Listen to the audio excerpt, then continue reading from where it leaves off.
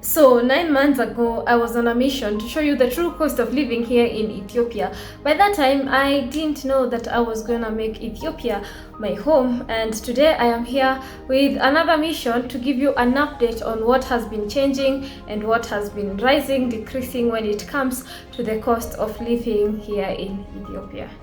So to do that, I'm going to be reacting to this video so we can get a better breakdown and an update of the things that I had analyzed in that video. Also, I have received the question of how much money do I pay for my rent as well as in equivalent to my income. So stick around. Instead of us doing an analysis based on that person in that video, we're going to be doing an analysis about my stay here. Let's get into it. Breaking down all things to do with cost of living in relation to accommodation, food, transport, internet, and everything that we need to know about living here in Addis Ababa. Stick around and let's have a blast. All transactions in Ethiopia are done in Ethiopian birr, but here I'm going to be talking in dollars so that we can easily understand how much we are talking about. Also, as of the filming of this video, the exchange rate to dollar is like $1 is equals to 40 Ethiopian birr. Okay, so let's start by saying I'm also going to transfer every of the currency that I'm going to talk about into birr to dollars. Now, the thing is, Ethiopian birr is the Ethiopian money here. What is interesting is by that time, 9 months ago, the exchange rate from 1 USD to birr was 40 birr, but now it is 1 USD is equivalent to 51 birr. I'm sure this has a lot to do with inflation and so many other factors that could have affected the currency to increase, and that also means it affected the way of people's living. But one question that I have, did the income of people increase, especially those who earn in birr? And most likely not really. The first house that I checked into was in an apartment, a newly built apartment, and it was a bed-sitter, or what other people call a studio apartment. Basically just a room and a washroom inside the room, and this goes for up to $80 per month.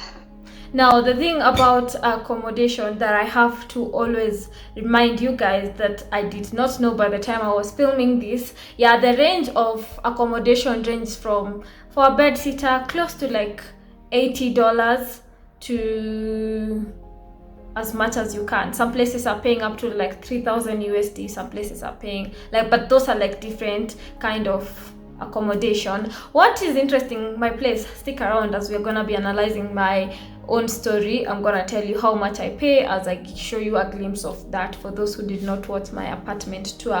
What I did not know and I wish I knew about accommodation when it comes to living is the aspect of 3 months accommodation, 3 months payment of rent. If you're getting into a house, you have to pay 3 months in advance. I wish I had this information before I moved here, but now we are good to go. Then definitely, just like any other place or any other country or most countries, the farther the place you are renting your place, the farther from the city, the cheaper it becomes. And also what is interesting here in Addis Ababa is that the city center also has accommodation. Like for example, Bole has places that people live in, like residential areas, and not just like a city of business and just other things like business offices and stuff like this, and shops, malls. You will also find people living around those areas. I also have to say, being a visitor and being a local or living in that place are two different things. This is why, because when you're a visitor, all your business is you can just you're looking into a short-term situation, so you can just find somewhere, stay there for a few days and you're done, you've left the country. But if you're living in a place for a longer time, yeah, many other factors to consider. For example, it's easy for me to think, accommodation in Addis Ababa outside the city center is cheaper, so I'm gonna get a house further away from the city center. But when you think about the logistics that will come into later, about transport or even your networks or the people that you know and other factors, it becomes a little bit tricky. And I think that's why for me it was almost not possible to go and live somewhere very far away from the city, because I don't want to get isolated and feel lonely. you can never go hungry. There are like these local places where you can come in, buy whatever meal you want, and definitely injera and the mixed other food is easily affordable. Up to like $1 to $10 you can have pretty good decent food. Okay, I talked about $1 to $10 you can find pretty affordable food. Now come, let's talk about this. This was a traveler who was addressing the aspect about food, and I agree with $1 you can get really pretty amazing food. But think about it, every day you have to spend not less than $1 to get a place of food. That in the long run becomes very expensive, because it ends up being like close to $300, which is actually not $300. Come on, Damaris. Leads to like not less than $100. Imagine someone who's taken food for $100, and maybe your accommodation is not less than $100, and your salary is like $300, and you still need to do other things apart from food and accommodation.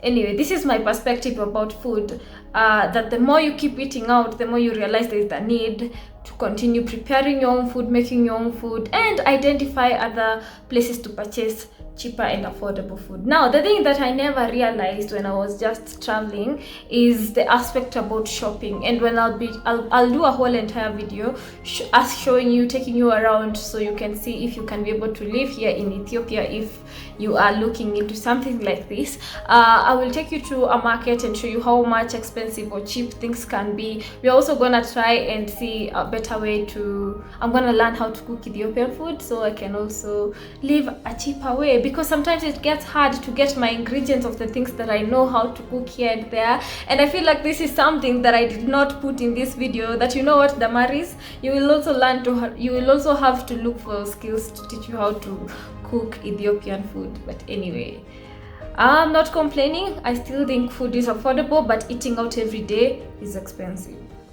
Each cup 10 cents. You will also find soap.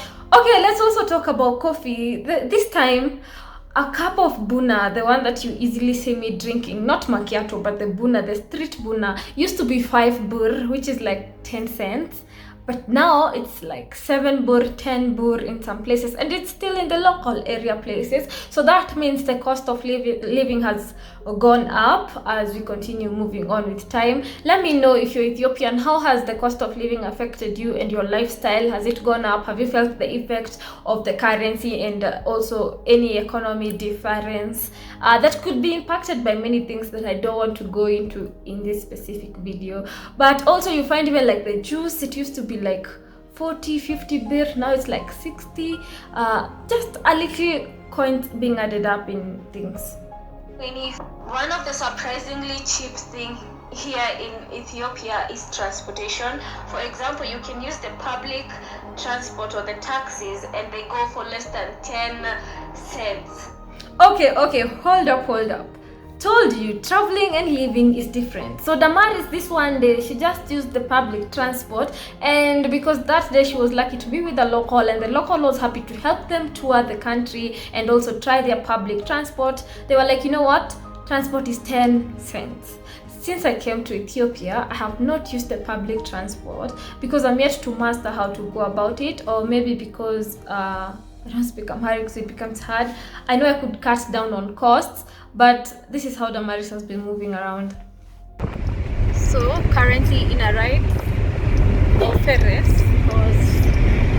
but this was using ride, heading to a supermarket to do some shopping, and I can't wait to see how that goes. So done with shopping, now in another ride.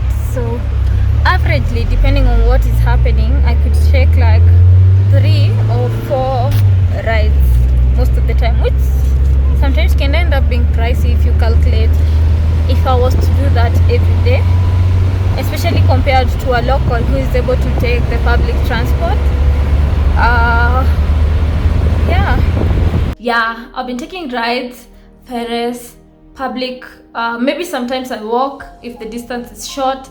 But I have to say, this is something I never put into consideration in terms of cost of living when it comes to cost of living here. And I also have to say, before 9 months ago, taking Ferris or the taxis that is here before there's the starting charge, before they start counting in kilometers, it used to be 50 birr, like $1, and it has escalated to like 75 birr. That is how much life keeps going higher and higher as we continue moving forward.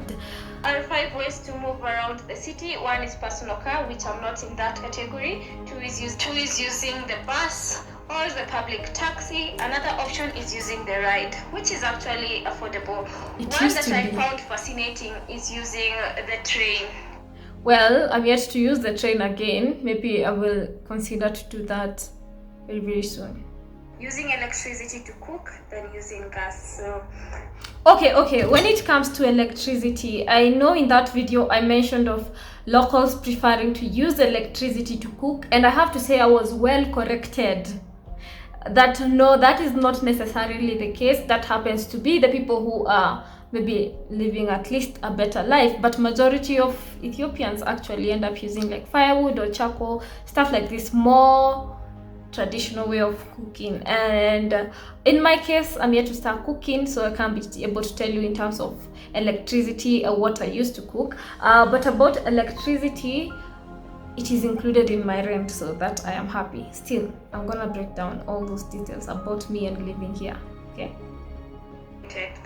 Okay, so now later I got to learn of the monthly purchase of internet mobile data, which goes for $20. That's like 990 birr. That's what I've been using, and I love it so far. But in my recent video, some people told me of going to visit Ethio Telecom and considering their Wi-Fi and stuff like this. I'll keep you updated in case I find something that is worth sharing. So based on that breakdown on my previous video, the local was able to survive with $300 in a month and even be able to remain some money for savings. So let's take a sample of myself. Let's make an assumption that at least maybe I earn slightly higher than them because I'm new here. Let's say I earn $400. My accommodation for this apartment that I actually showed you guys, and I have to say thank you so much to the owner because they gave me a discount, but I'm also not gonna give you like the exact amount of money. Just know it's somewhere between 8,000 to 10,000 Ethiopian birr. Then I'm gonna convert it in dollars over here. Then transport every day, I use at least 200 birr because, as I've told you before, the ride takes at least 75 birr from that money. And then now, depending on the kilometers that you're using to go wherever places you're going, so multiply 200 times 30 days, that's like 6,000 birr. And then you do the internet. I told you of the internet, 1,000 birr per month. Food, I try not to eat more. On a normal day, I try to eat in a local place, at least, especially like last week and this week. And so my daily range could be like 200 to 300 birr. So let's go with 200. So in a month, it's gonna be another 6,000 birr. And then we need activities. Remember, I also love going to explore places and bring you things. Let's even not count that, because maybe you will say it is not compulsory, nobody sent me.